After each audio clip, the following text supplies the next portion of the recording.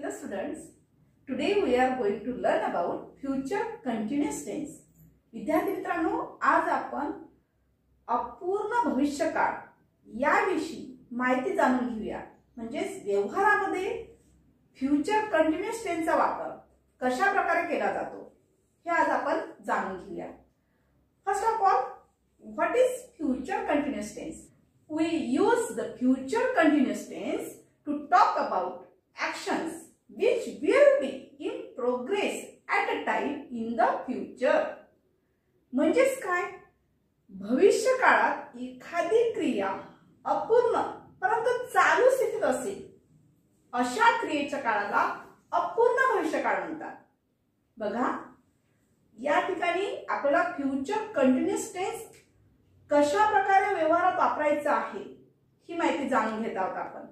मग यासाठी कन्स्ट्रक्शन कसं असलं पाहिजे, कशा प्रकारचा आपण वापर करायचा, तर लेट अस सी कन्स्ट्रक्शन.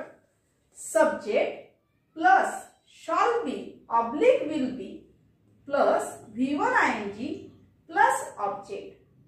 बघा, सगळ्यात पहिले सब्जेक्ट म्हणजे कर्ता घ्यावा लागेल प्लस शॉल बी किंवा विल बी प्लस क्रियापदाचं पहिलं रूप आणि त्याला आयएनजी घ्यायचं प्लस कर्म. विद्यार्थी मित्रांनो, आता शॉल बी केव्हा वापरायचं आणि विल बी म्हणजेच काय?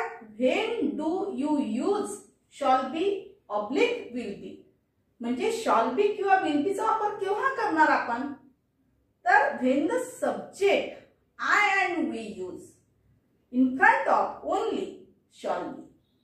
दिलेल्या वाक्यामध्ये जर आय किंवा वी आलेला असेल सब्जेक्ट, तर त्यासोबत फक्त तुम्हाला काय वापरायचं आहे?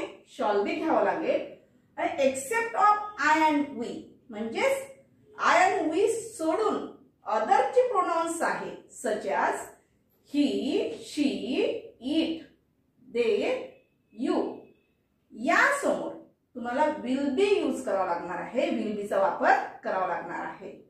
तर अशा प्रकारचे काही आपण सेंटेन्सेस जाणून घेऊया की जर सब्जेक्ट चेंज झाला असेल किंवा प्रोनाउन्स वेगवेगळे आले असतील आणि वर्ब आणि ऍक्शनिंग जे आहे ती जर सेम येत असेल तर अशा वेळेस आपण कशा प्रकारे प्रोनाउन्सचा वापर करायचा, कशा प्रकारे शॉल बी आणि विल बी वापरायचा त्याकडे लक्ष देऊया. बघा, मी लिहित असेल असं जर बोलायचं असेल तर कसं वापराल? I shall be writing. म्हणजेच या वाक्यामध्ये जो मी आलेला आहे तो तुमचा काय झालेला आहे? सब्जेक्ट आहे. आणि जे ऍक्शनिंग वर्ड आलेला आहे, ऍक्शनिंग वर्ड कसं ओळखायचं? तर त्या वाक्यामध्ये जे वर्ब असते त्या क्रियापदाला त लागून आलेलं असेल. म्हणजे या ठिकाणी कोणता शब्द दिसतोय तुम्हाला? लिहित. तर लिहित हे काय झालेलं आहे? लिहित हे जे आहे ते ऍक्शनिंग वर्ड झालेलं आहे. म्हणून या ठिकाणी वर्ब कोणता आहे? रायटिंग झालेला आहे. बरोबर आहे. म्हणून त्या ठिकाणी आपलं उत्तर कसं तयार होईल? I shall be writing. तसंच जर आपल्याला प्रोनाउन चेंज करून बघायचं असेल, फक्त प्रोनाउन म्हणजे सब्जेक्ट जर चेंज करायचं असेल तर दुसरं वाक्य बघूया आपण कशा प्रकारे होईल. आम्ही लिहित असू असं जर म्हणायचं असेल तर मग या वाक्यामध्ये तुम्हाला काय चेंज दिसतो आहे? सब्जेक्ट चेंज दिसत आहे. मग आम्ही म्हणण्यासाठी काय घेणार आपण? We shall be writing. कारण लिहिण्याची जी क्रिया आहे ती पहिल्या वाक्यात आणि दुसऱ्या वाक्यात सुद्धा कशी आहे? कंटिन्युअस दाखवलेली आहे. गोइंग ऑन दिसत आहे, ऍक्शन चालू दिसत आहे. म्हणून या ठिकाणी सुद्धा आपण काय घेतलेलं आहे? रायटिंग. तू लिहित असशील. नेक्स्ट एक्झाम्पल बघा, तू लिहित असशील. या ठिकाणी सब्जेक्ट फक्त चेंज झालेला, बाकी सगळं मॅटर सेम आहे. म्हणजे तू साठी काय वापरायचं? यू. तुम्ही तू म्हणा किंवा तुम्ही म्हणा तर यासाठी सब्जेक्ट काय घ्यावं लागेल? यू वापरावं लागेल. म्हणजेच कसं होईल?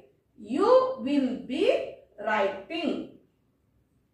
नेक्स्ट एक्झाम्पल, तो लिहित असेल. या ठिकाणी फक्त काय चेंज झालेला आहे? सब्जेक्ट चेंज झालेला आहे. सब्जेक्ट कोणता दिसतोय तुम्हाला?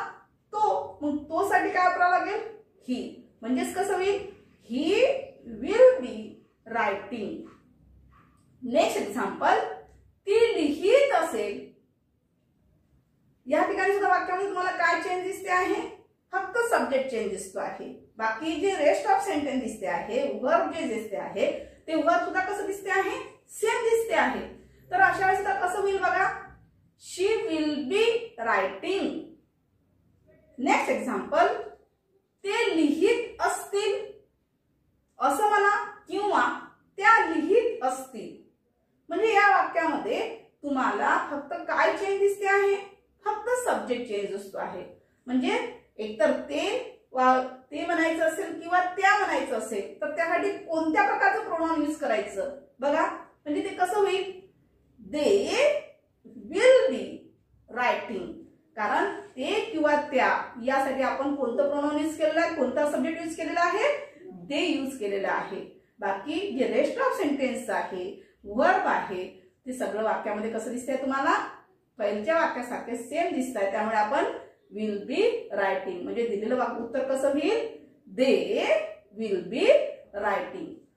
तर विद्यार्थी मित्रांनो, आपण अशाच प्रकारचे काही let us see some examples. आपण अशा प्रकारचे काय करायचे, आपल्याला काही एक्झाम्पल्स बघूया की ज्याच्यामध्ये वर्ब चेंज झालं असेल तर कशा प्रकारे आपण वाक्य बनवणार, कशा प्रकारे व्यवहारामध्ये आपण त्याचा वापर करणार, या संदर्भात काही वाक्य बघूया.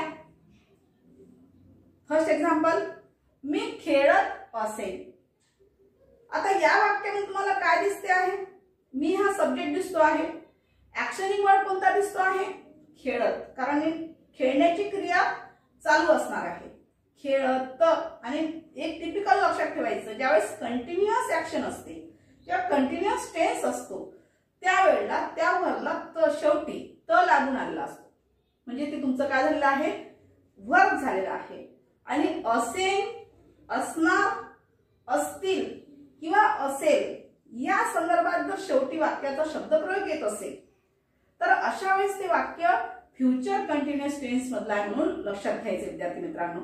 मग या ठिकाणी तुमचं उत्तर कसं होईल, I shall be playing. Number next, आम्ही क्रिकेट खेळत असणार. बघा, फर्स्ट सेंटेन्स मध्ये फक्त खेळत असेल दिलेलं होतं, नेमकं काय खेळत असेल ऑब्जेक्ट आलं होतं का फर्स्ट सेंटेन्स मध्ये, नाही.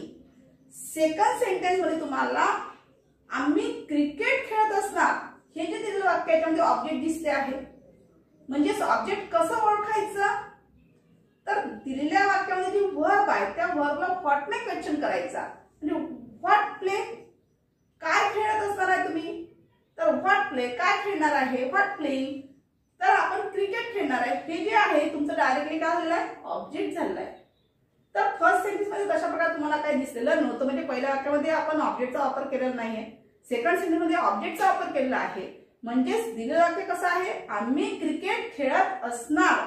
याचं उत्तर कसं होईल बघा, आम्ही साठी काय घ्यायचं, वी समोर नेहमी शॉल बी वापरायचा. शॉल बी कोणती ऍक्शन चालू आहे, खेळण्याची, म्हणून या ठिकाणी खेळत साठी कोणता शब्द वापरलाय, प्लेइंग. आणि काय खेळणार आहे, क्रिकेट, म्हणजे प्लेइंग क्रिकेट. म्हणजे त्याचं उत्तर कसं होणार आहे, we shall be playing cricket. Number next, तू नदीत पोहत असशील. या ठिकाणी सब्जेक्ट कोणता दिसतोय तुम्हाला, तू.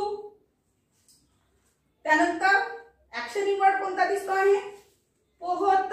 म्हणजे पोहणे हे जे वर्ब आहे या वर्बला काय लागून आलेलं आहे, तर पोहत असशील. तर या ठिकाणी कसं होईल बघा, you will be swimming in the river. म्हणजे या वाक्यामध्ये यू जो आहे हा काय झालेला आहे, सब्जेक्ट झालेला आहे.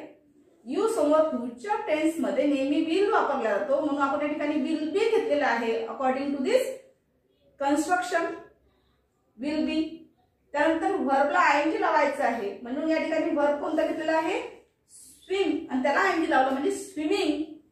तर या ठिकाणी स्विमिंग घेतल्यानंतर रेस्ट ऑफ सेंटेन्स कोणता आहे, इन द रिव्हर. म्हणजे तुमचं उत्तर कसं होईल, you will be swimming in the river. Number next, Raju चित्र काढत असेल.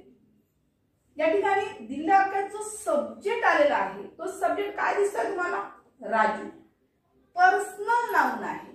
म्हणजेच काय, जर सब्जेक्ट नाउन जरी आलेला असेल तरी सब्जेक्टच्या ठिकाणी लिहिताना अकॉर्डिंग टू द कन्स्ट्रक्शन नुसार जो सब्जेक्ट असेल तोच सब्जेक्ट ऍज इट इज घ्यायचा असतो.